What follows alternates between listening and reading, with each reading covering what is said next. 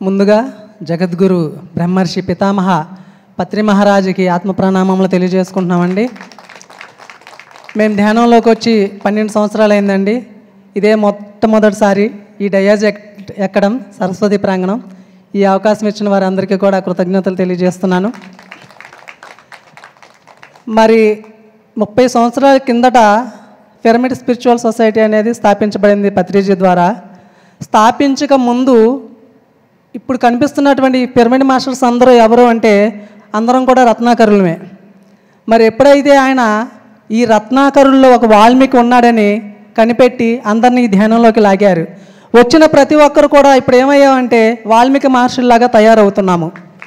మరి ఇంత అద్భుతమైనటువంటి మహాభాగ్యాన్ని మనకి కలిగించినటువంటి ఆ గురువుకి మనం ఇచ్చేటువంటి గురుదక్షిణ ఏమిటి అంటే, నాకు పిరమిడ్ స్పిరిచువల్ సొసైటీలో బాగా నచ్చిన పదం ఏంటి అంటే, గురువు పాదాలు కాదు పదాలు పట్టుకోవడం. ఈ మాటనే నేను 12 సంవత్సరాల మట్టి పాటిస్తున్నాను. ఆయన పాదాలు కాకుండా పదాలు పట్టుకోవడం అంటే ఏంటి అంటే, ఆయన చెప్పింది చెయ్యాలి. ఆయన ఏం చెప్పారు అంటే, గురువు పాదాలకి నిజంగా చేసేటువంటి సేవ అనేది ఎలా ఉండాలి. గురు సేవ అంటే ఆయన దేనికోసం అయితే జన్మ తీసుకుని లేచింది మొదలు ఆయన పాదాలు దేనికోసం అయితే శ్రమిస్తున్నాయో ఆ శ్రమలో మనం భాగస్వామ్యం తీసుకోవడమే గురుసేవ.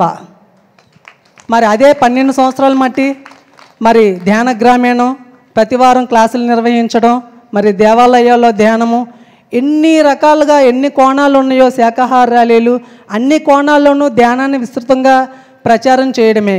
ఇది ఎప్పటి వరకు అంటే అర్జునుడు శ్రీకృష్ణుని అడిగాడు, మరి ఇది ఎప్పటి వరకు అయ్యా ఈ సాధన చేసేది అంటే అంత్యకాలం వరకు అన్నారు.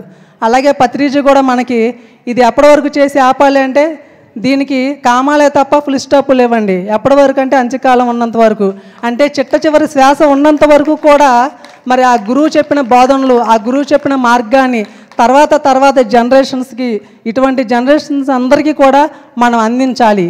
భావి తరాల వారికి బంగారు బాట వేసేది ఏంటి అంటే అద్భుతమైనటువంటి ఒకానొక platform pyramid spiritual society movement.